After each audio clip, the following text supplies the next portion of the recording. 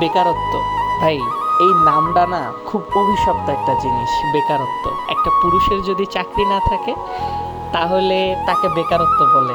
একটা নারীর ওই ক্ষেত্রে প্রযোজ্য না, কারণ তাদের বিয়ে হয়ে যায়, তাদের কত কিছু, মনে করেন তাদের বিয়ে হয়ে গেলে তারা তো তাদের হাজব্যান্ডের কাছে চলে যায়, তখন তাদের তো আর বেকারত্ব বলে না। ঠিক আছে? তো বেকারত্ব ভাই এত খারাপ একটা জিনিস, যদি আপনি বেকার থাকেন না, তাহলে আপনাকে কেউই পছন্দ করবে না, আপনাকে কেউ দাম দিবে না।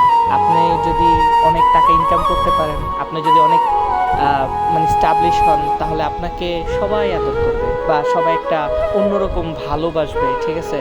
আপনি আপনার বাবার কাছে সুপার হিরো, বা মার কাছে আপনি সবচেয়ে ভালো ছেলে। ঠিক আছে? তারপরে আপনার বন্ধু বান্ধবের কাছে অনেক ভালো ফ্রেন্ড। ঠিক আছে?